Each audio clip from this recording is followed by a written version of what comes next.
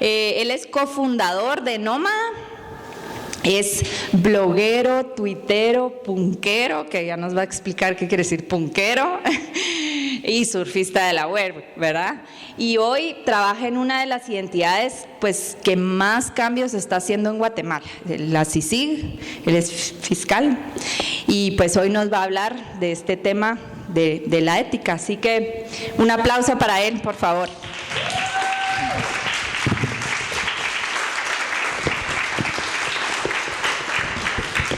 Hola, la verdad es que me parece primero súper simpático el cambiar de audiencia, porque generalmente mi audiencia es un juez y algunos criminales.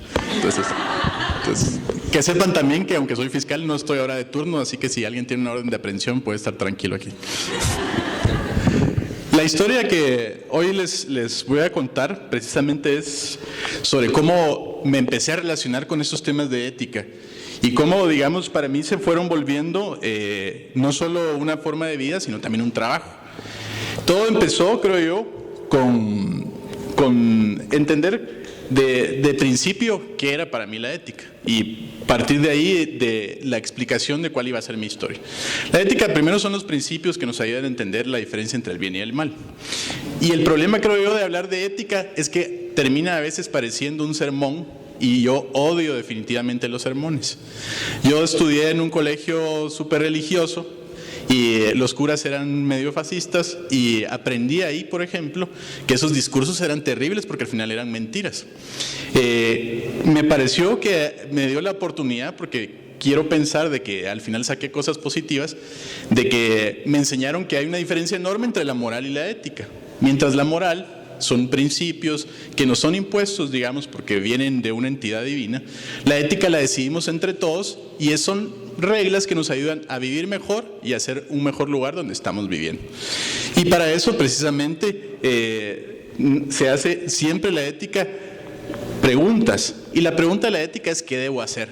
Yo constantemente me pregunto qué debo hacer. ¿Será que puedo hacer esto? ¿Será que voy a afectar con mis decisiones a alguien? ¿Mi decisión está correcta? Pues se supone, digamos, que la ética entonces es pensar más allá de lo que yo soy. Cuando estaba en el colegio, como no me llevaba bien con los curas y odiaban el rock, y era terrible porque en esa época yo era un fan absoluto del punk y del industrial, y era así una cosa que para ellos parecía que yo era un engendro del demonio, y me lo hicieron saber muchas veces porque me llevaron a ver hasta películas donde si ponía los discos de los Beatles al revés iba a oír la voz de Satanás diciéndome cosas horribles. Entonces creo que ahí en mí se empezó a fundar la idea de que para ser ético también es ir un poco en contra de la corriente, de que uno se va a encontrar de que el mundo no necesariamente se rige finalmente por esos principios, y que uno, si los va a seguir a veces, es llevarle la contraria a casi todos, y a veces hasta la forma o los deseos que uno puede tener. Ese no soy yo, pero sí fui monaguillo, y era terrible en esas épocas. Y era lo que les contaba, que hay una diferencia enorme entre la moral y la ética. Como me terminé yendo del colegio, es porque, como odiaba a los curas, decidí que lo que podía hacer para darles a conocer mi malestar era que podía utilizar mis habilidades de hacker, que en ese entonces empezaban las computadoras, y nos llevaban a estudiar mecanografía en computación, y logré entrar al sistema de notas y se las cambié a todos los que perdieron. Confesión que estoy haciendo ante las cámaras y que me puede significar algún problema. Mentira. Realmente empecé, digamos, a hacer lo que el sistema hace cuando es injusto, volver a las personas injustas. Si uno trata mal, por ejemplo, a ese adolescente que era yo, y lo hacía sentir mal con su cuerpo, con sus gustos, con todo, o sea, lo que al final logra es hacer un rebelde, como terminé siendo en esas épocas. Y la que terminó sufriendo todo esto al final era mi pobre madre, que, digamos, no tenía tanto la culpa que los curas fueran así, pero que tampoco me creía mucho que fueran lo que yo decía que eran. Me terminé yendo de ese colegio, y la aventura me llevó a estudiar electrónica, porque me interesaba mucho la tecnología, dado que ya había entendido y que tenía ciertas habilidades de hacker. Y el problema fue de que en el colegio seguía adquiriendo más habilidades, hasta que entré a la universidad y empecé a estudiar ingeniería en sistemas. Pero realmente me di cuenta que esos conocimientos no me podían llevar por un camino correcto. Y creo yo que ahí entonces me di cuenta que a veces seguir los principios y entender que funcionan, que hay algo más que yo, es también ir en contra también de lo que uno a veces puede sentir o los deseos que uno puede sentir, porque es el deseo del poder. Realmente uno se mueve en términos de las cosas que va a hacer siempre por pasión, ya sea porque tenga pasión hacia el poder, hacia el dinero o hacia ambas, ¿verdad? Entonces uno, creo yo, si logra traspasar eso y entender que hay algo más que eso, que el poder y el dinero, que es uno mismo, y que hay cosas más grandes que eso, como la belleza, como la justicia, como la vida. Entonces uno puede ir mejorando la situación no solo de uno, sino del propio mundo. Y eso es pensar en el otro. Y la pregunta es, ¿cuánto de mis acciones siempre afectan al otro, a su dignidad, a su patrimonio o al mundo que compartimos? Eso es, creo yo, lo que la ética nos va a empezar a ayudar a entender. Primero, si yo hago esto, si yo me hubiese dedicado, por ejemplo, a estudiar sistemas y hubiera terminado, qué sé yo, hackeando las cuentas de bancos de personas que probablemente tengan sus ahorros de su vida ahí, o sea, ¿qué hubiera sido de eso realmente? Creo de que, digamos, las preguntas cada vez son más, porque como ente orgánico que somos la humanidad, nos hemos dado cuenta ahora que nuestras decisiones afectan no solo a las otras personas, sino a los animales. Hay una gran conciencia ahora de la ética en relación a la forma del consumo de las carnes. Hay una ética enorme, sobre todo en relación a cómo afectamos el planeta, cómo afectamos los recursos cuando decidimos utilizarlos. Entonces, creo que las preguntas cada vez son más. Y son, digamos, no solo relacionadas a cómo voy a afectar a las personas, sino también a mi entorno. Buscar el bien es ir a la contra, por supuesto, y es lo que les decía.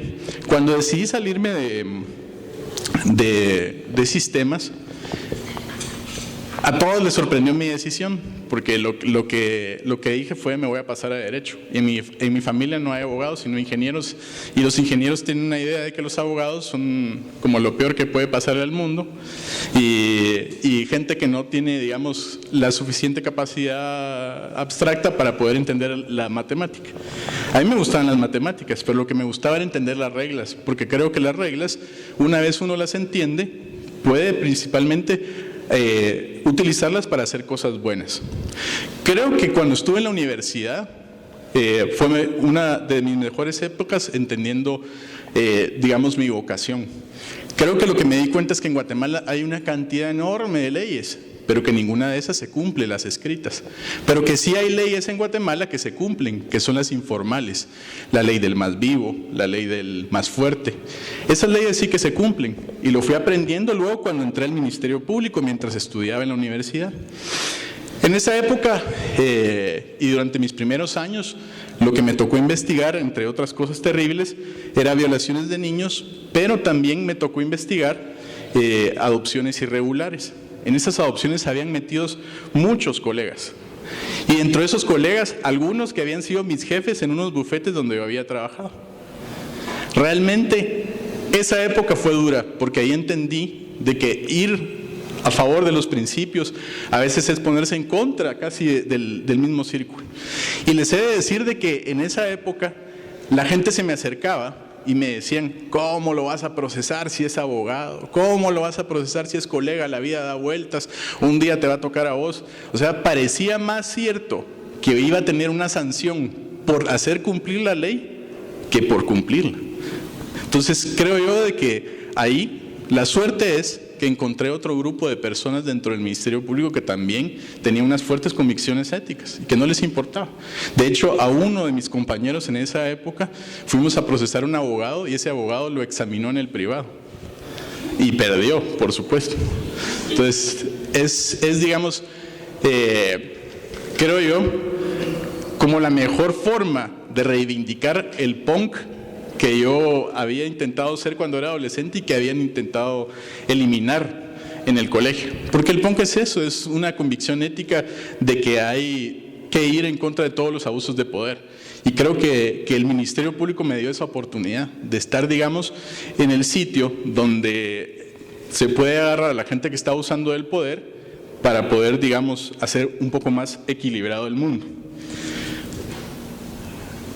Poco a poco, mi papel dentro del MP fue cambiando, y de temas espantosos como es el de las violaciones de niños, donde hablaba antes con Carmela y le contaba que lo más valioso que aprendí en esa fiscalía fue a no odiar, porque empecé odiando a los criminales que hacían eso y luego terminé entendiéndolos, porque sabía que al conocerlos entendí que muchas de las personas que cometen abusos sexuales con niños fueron abusados cuando ellos tenían una edad parecida a la de los niños, y que digamos esos trastornos pueden ser a veces terribles, y que es una cultura de silencio que los llevó digamos hasta ahí.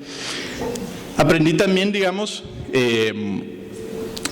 que efectivamente la labor de la justicia es ser compasiva, porque de nada serviría, digamos, que yo como fiscal entre enojado a una audiencia porque lo odio, porque tal y tal, porque en realidad entonces eso me haría poco ético, porque entonces no se trata de un juicio justo, porque lo tiene por perdido ya la persona que entra procesada, nomás porque lo denuncian, y eso sería terrible porque sería un fracaso.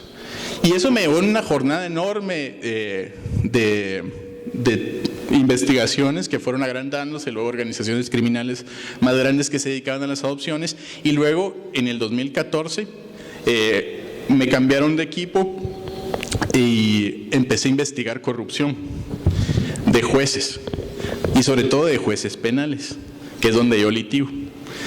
¿Se imaginan que debo ser el tipo más popular de la torre de tribunales cuando llego?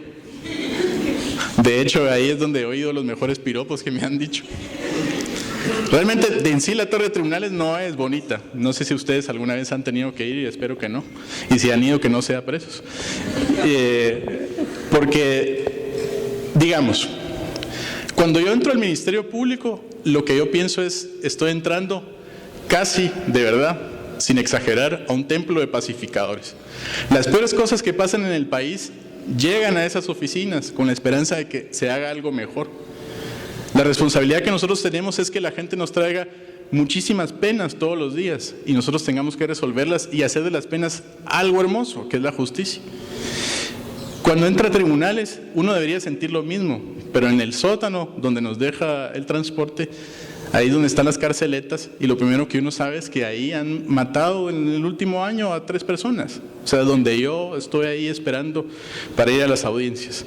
Luego, en las salas de audiencias, el edificio es terrible porque creo que fue mal diseñado y es oscuro, es poco ventilado.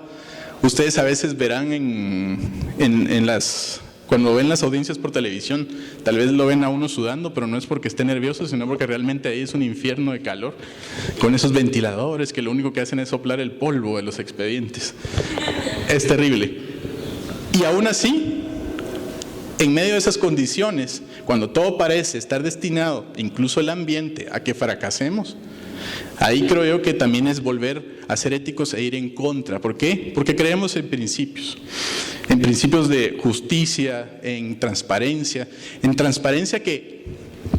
y en eso me sorprendió muchísimo y me conmovió muchísimo el caso que llevamos, que es el de la línea.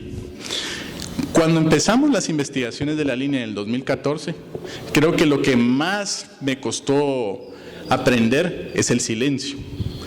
Porque, digamos, la gente que está en investigaciones tiene noticias de cosas graves antes que la mayoría, y que si hubiera contado por, digamos, cualquier motivo, ya sea un familiar, eso se propaga como que si fuera pólvora. De hecho, creo que una de las cosas que me costó aprender en esa época es a equilibrarme, porque de tanto callarme las cosas, a veces ya no contaba ni lo mío ni lo que sí podía contar. Era un ente que andaba así solo absorbiendo y haciendo preguntas y nada más. Creo de que cuando escuchamos la primera vez que estaban involucrados altos funcionarios, les soy honesto, pensando en la historia de los otros casos que habían pasado en el país, pensé que iban a morir hasta cierto nivel. Sin embargo, cuando ese caso salió, y que recuerdo el día o los 2 días que pasé pidiendo las capturas de esas personas, cuando la impresora de matriz del juzgado empezó a sacar los nombres de todos, comenzando por el secretario, yo sabía que algo había cambiado para siempre. Y esa sensación enorme de de que todo lo que pudo haber pasado uno en la vida, sea malo o bueno, épocas oscuras en el Ministerio Público, épocas más transparentes, tiene un propósito. Y el propósito puede haber sido este. ¿Y por qué lo creo? Más allá de, digamos, de lo que los funcionarios puedan pagar o no en cárcel, yo creo que la mejor ganancia que tuvimos esa vez fue descubrir, y sobre todo para mí, descubrir yo de que la gente sí tiene una ansiedad por transparencia. Realmente es difícil pensar de que la gente sí quiere un país más justo cuando uno va en el tráfico y ve que los semáforos parecen una sugerencia y no una ley. Yo trabajo en el centro y les juro que cada semáforo en verde tengo que parar porque se pasa la gente en rojo. O sea, no sé si hay algo más sencillo que un color realmente, pero entender que el rojo es parar es un poco, o sea, no sé. Y a veces me pongo a pensar que si toda esta gente que se pasa los semáforos en rojo tuviera alguna vez la posibilidad de tener un puesto público, si lo usaría para bien o para mal, o si nos pasaría encima como lo hacen en el tráfico. A veces, creo yo, el cinismo lo invade a uno cuando está haciendo estas investigaciones, porque lo único que oigo son desgracias. Sin embargo, ese día y los días que siguieron, cuando la gente, y sobre todo ustedes seguramente, fueron a manifestar, eso fue una bocanada de aire fresco para todos nosotros. No saben la maravilla que es el respaldo, digamos, de que saber que todas esas pequeñas acciones que uno pudo haber hecho en su vida, y sobre todo en el caso, como hacer este seguimiento cuando estaban en tal hotel, como hacer esta solicitud, pedir estas cámaras, tenían ahora un efecto en el que la gente de la que yo creía que estaba perdida, realmente también quería la luz que yo quería. Y eso fue maravilloso. Y creo que en eso hay que reconocer primero que en realidad Guatemala sí es un pueblo ético. Y que el único problema es que los incentivos que hemos tenido son todos para ser perversos. ¿Por qué? Porque la ley no funciona. Entonces, ¿cuál ley funciona? La ley del más fuerte, la ley del más vivo. Entonces, la ética que está funcionando no está en pos de mejorar el mundo, sino es una ética realmente de los salvajes. De aquí nos vamos a hacer más ricos, más tal, pero nunca mejores personas, mejores ciudadanos, tener un mundo equilibrado, armónico y tal. Entonces, ese encuentro de esa búsqueda de hacer un mejor mundo, no solo nos alentó a una serie de casos enormes que el año pasado estuvieron saliendo en prensa casi cada semana, hasta acuñar el término de jueves de CICIG. No saben ustedes los miércoles lo que sufría uno. Yo pasaba toda esa semana antes del jueves sin dormir, casi trabajábamos 15, 20 horas, pero esa bocanada de aire fresco que nos dieron desde la plaza, eso fue maravilloso. Y recuerdo días como cuando presentamos el antejuicio contra los funcionarios públicos, como días en los que uno tiene la conciencia de esa responsabilidad enorme que tiene en sus manos. Ese documento que uno lleva a tribunales y que presenta significa la esperanza de mucha gente de que el país pueda ser mejor. Y esa responsabilidad de hacer cada frase bien dentro de esos documentos es, creo yo, una retribución enorme para una vida en la que no podría decir que solo ha sido de sacrificio, sino de enormes satisfacciones, pero sí de transitar por mucha oscuridad. Porque, como les digo, el territorio de la justicia, sobre todo esa área de lo penal, es ir por la desgracia tras desgracia, y es infinito. Ese es el problema, porque aunque yo trabajo en el Ministerio Público y sé que el crimen nunca va a acabar, lo único que podemos hacer es disminuirlo a un rango en el que se pueda convivir realmente. Y es algo que le decía a algunos amigos alguna vez: mi profesión es tan compleja a veces que en esos momentos en los que uno está súper exigido, lo único que uno piensa es como tirar la toalla, y en lo que yo pienso es que me gustaría ser pastelero. Realmente, ¿quién va a comprar un pastel cuando está enojado o para hacerle el daño a alguien? O sea, realmente un pastel es la cosa más buena del mundo. Y creo que en algún momento de mis días terminaré teniendo una pastelería donde felizmente haré cosas que hagan feliz a la gente y no esto que hacemos ahora, que solo son desgracias, ¿verdad? Pero mientras tanto, y eso pasa, creo que todos tenemos aún una tarea enorme con hacer esta ciudad una ciudad más justa, más libre, más ética, y Y creo enormemente en el poder que tiene iniciativas como esta de hoy juntarnos a hablar de cosas que nos preocupan y juntarnos para hacernos mejor. Eso para mí me da una esperanza enorme, porque mientras en el trabajo investigando corrupción veo gente que es capaz de hacer cualquier cosa con tal de hacer dinero, aquí hay gente que me dice lo contrario, que se puede juntar en un evento enorme y feliz para hablar de cosas que no son hacer dinero, sino que son hacerse mejor. Creo yo que estos eventos, sobre todo, son de una esperanza enorme para el país. Creo que estas pequeñas acciones, como las muchas que fuimos haciendo mientras investigábamos los casos y que aún seguimos haciendo, tienen una enorme consecuencia. Eso es lo que a nosotros a veces creo que el mal es mucho más escandaloso que el bien, pero el bien es más poderoso.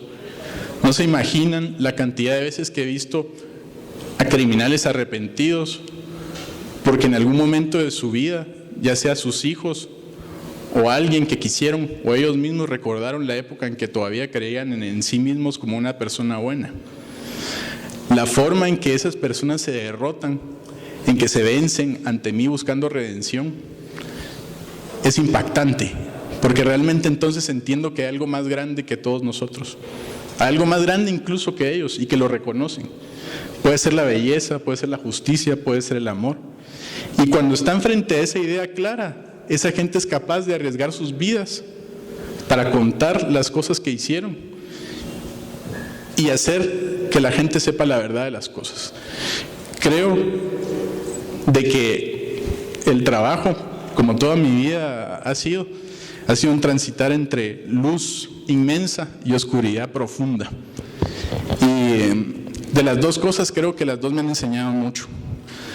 Que no se puede transitar por ahí si uno no tiene una brújula bien dirigida, que son los principios éticos, y que nos puede servir sobre todo a todos como país, porque realmente el país entero es el que va en ese camino entre luz y oscuridad. Vemos que un día sale una cosa buena y salen 3 malas ese mismo día, y así vamos avanzando. Sin embargo, si esa brújula se mantiene y sigue, que son esos principios éticos, creo que vamos finalmente a tener una ciudad más justa. Eso es básicamente la historia, son los minutos que quería compartir con ustedes.